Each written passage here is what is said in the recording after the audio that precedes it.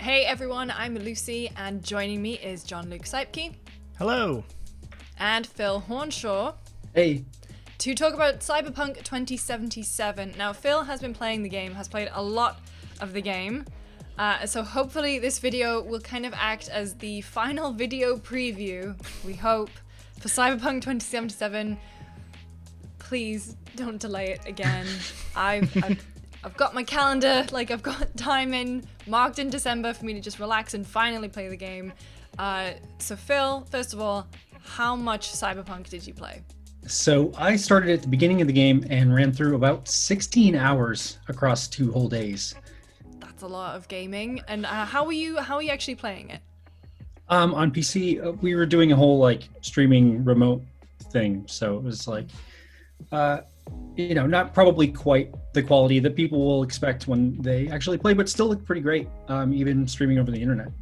Damn. All right. Well, we'll get deep into performance and stuff in a little bit, but I want to know, what is the kind of overview, which life path did you pick and how did you split that time? 16 hours is one hell of a chunk. Were you just mainlining the story or were you dabbling in side missions too? So I started with the Street Kid life path, which kind of just drops you in the middle of the gangs in Night City, and you're already kind of working with everybody and everyone sort of in the Watson district. You have a little bit of a reputation, but you're trying to grow your legend as a mercenary. And yeah, I found the main story actually pretty compelling. I kept trying to break away for side stuff, and I was just like, well, maybe I'll just keep going. But it's kind of interesting the way that Cyberpunk plays out as you work through the main story.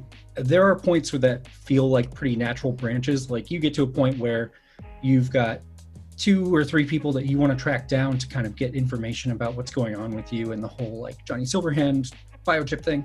So you have multiple paths, right? That still feel like main story, but take you off in different directions, work into different investigations almost. So yeah, I mostly stuck with that kind of stuff. Here and there, you also pick up other characters, right? Like you work with other mercenaries, you get to do other jobs that are part of the main path, but kind of also give you people that you now know and are in your orbit. And then they have side missions. So I picked up a few of those, finished off a few. Well, I never really got all the way through any of the character arcs. I guess they're pretty involved, but I did start off with a few people who were pretty cool. So I got a little bit of a taste of, I think, most different sorts of things. There are also things that happen on the street, like in Miles Morales and Spider-Man, and all kinds of other side things that I never got around to. But I got a little bit of a look at everything, I think. So, Phil, you mentioned you played the game on PC. Even with streaming, I'm curious if you could talk more about the game's performance. I think that's probably the big lingering question that at least I have about the game. Cyberpunk, they recently showed off some footage of it running on the Series X as well as the One X, and it actually looked pretty decent. But how do you feel like the PC version stacks up? That's probably going to be the premier experience, I guess. Yeah, so, it looks pretty great. It's a pretty great looking game in general, even streaming over the internet. I also got a chance to spend a little bit of time with the ray tracing tech on an RTX 3080, again, streaming over the internet. So not perfect, but really impressive. Just looks great. Night City looks amazing. All the neon and the reflections and the rain. And it looks very much like Blade Runner or Johnny Mnemonic or another movie in the cyberpunk genre that you've seen. It looks awesome. My preview did see some weird issues that the sort of things that you kind of expect from a giant open world game. People acting a little strange or popping in and out occasionally, stuff like that. There's a portion where I got on a motorcycle and then for some reason my arms were out this for a good chunk of the preview after that. So it's there still seems to be a little bit of polishing work they're probably working on, but it looked great. It ran pretty well most of the time, dealing with our tech issues of the pandemic. But I ran all over the city. I got outside of the city, and it was all very, very cool. So you were playing with a developer kind of guiding you through, or at least, there to be able to bounce questions off. You also released a preview. You wrote about what sex is like in Cyberpunk 2077. And I have to Yeah. ask you about this because reading your preview was like, first of all, I applaud you for asking the question because everyone knows that that's what everyone is going to go and do in Cyberpunk. They're going to try and have sex. What was it like talking to a developer about having sex in their video game and then going through the motions, going through with it? It was awkward. It was very, very awkward. You know, they knew that like we would be interested in that sort of thing. That's what people, you know, PR brought it up as I was running around. But I put it off for like a whole day. I was like building that rapport with the developer. yeah, like I slept on it. I was like, I got it. People are gonna want to know. I have to do it. Like I felt like I wasn't doing my job if I didn't try it out. It's really not that big of a deal. It's if you've seen sex scenes in The Witcher 3, like you have a sort of sense of what it's gonna be like. It's maybe a little bit longer, maybe a little more involved and a little more graphic, but not terribly so. But yeah, I tracked down like a sex worker in one of the districts and gave her some money, and then like there's a short cutscene, and that's pretty much it. So, but sex is a big part of this game. Like a lot of the story concerns like the seedy underbelly of Night City and sex workers and like human trafficking and all kinds of stuff. The kinds of things that you expect with the cyberpunk world, and also the idea of cybernetics and body harvesting and all kinds of stuff like that. So it's humorous in a lot of its inclusion, but it's also very dark. Yeah, I wonder if video games will ever actually get to the point where sex is not just a thing that makes people kind of, I don't know. I don't think I've yet to see it be tackled in any decent kind of way. A tasteful way. Good kind of way, in any kind of, but you know, God knows what the mainstream media will make of this one, because Yeah.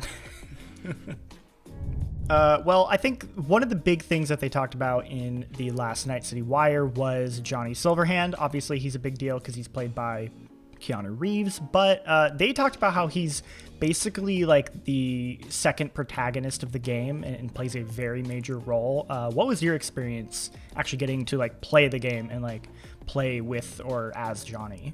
Right. So we've had a sense for a while now in different previews and stuff of like what kind of role Johnny plays. Like he's in your head early on as part of the story. You acquire this biochip that's a prototype. It malfunctions after you get it in your head, and then you're stuck with Johnny. He's like your imaginary Tyler Durden friend. What the stakes of that are is that chip is broken in your head, and it's built to like, they copied Johnny onto that chip with the purpose apparently of like plugging him into another body and having him be reborn in that body. So when you get it in your head, it's starting to take you over, right? So like Johnny is not necessarily just a fun friend to have around to give color commentary to.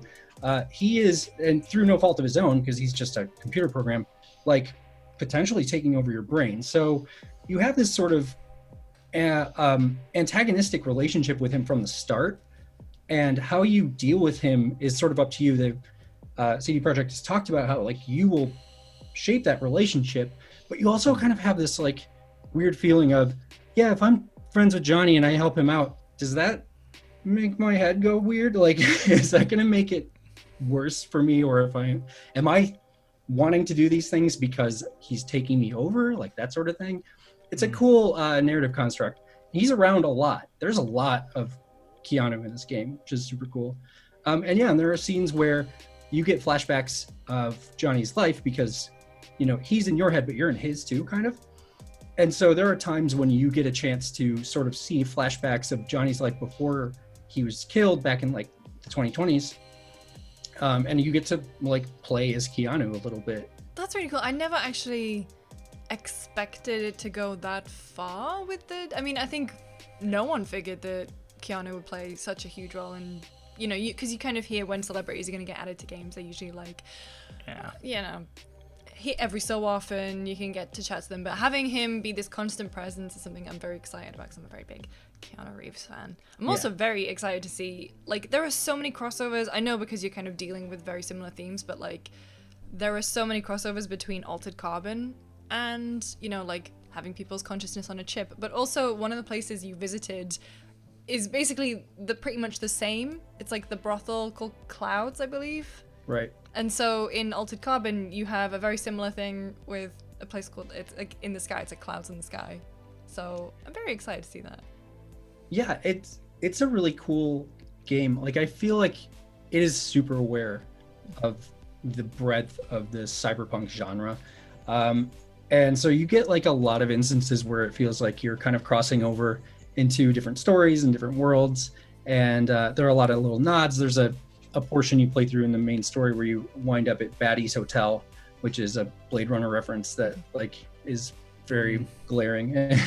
Like, it's great. It's cool. So it seems like, you know, Cyberpunk is its own universe, but it's also, it seems like CD Projekt is very aware of everything that's in the cyberpunk genre, and they want to appeal to everybody who is going to be looking for those sort of Easter eggs.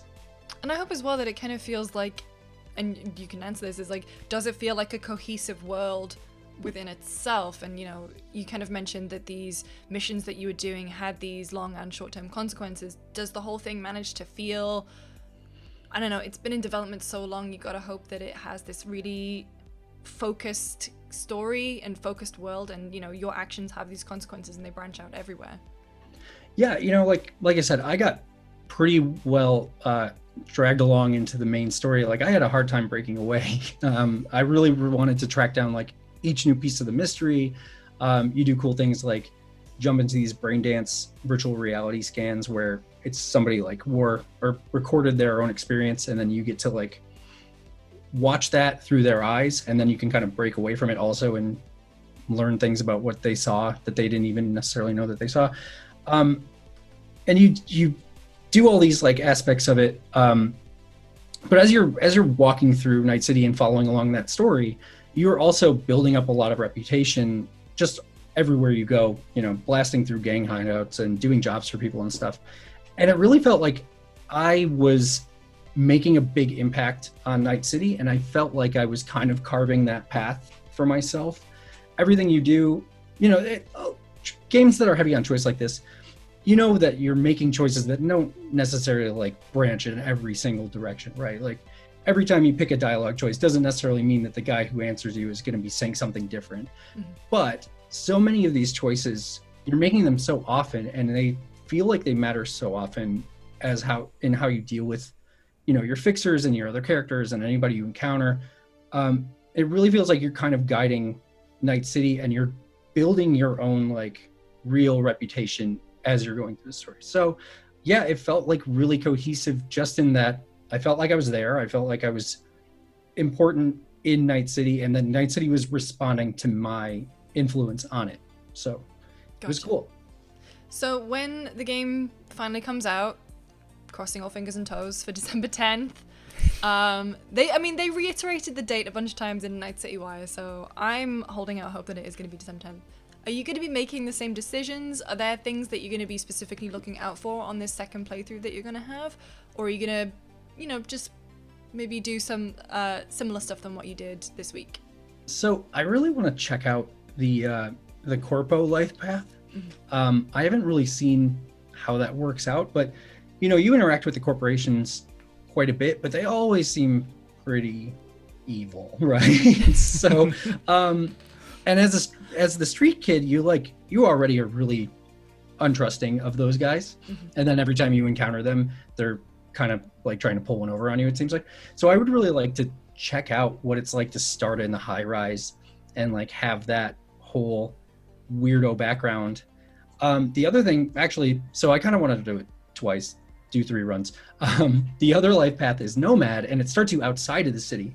And I had not encountered any of this I haven't been paying super close attention to Cyberpunk coverage because I wanted to kind of like stay unspoiled by it. But so part of this preview, I did missions that take you outside of Night City and like encountered some of those Nomad people, and they have like an entirely different experience of the world. So it all seems really cool. I want to kind of go and see how it all shakes out differently.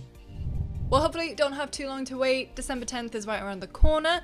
Phil, where can people find your full preview? Oh, on GameSpot.com.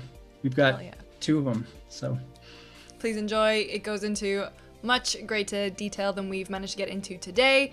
Jean-Luc, Phil, thank you so much for joining me and for everything to do with Cyberpunk 2077. Keep it GameSpot.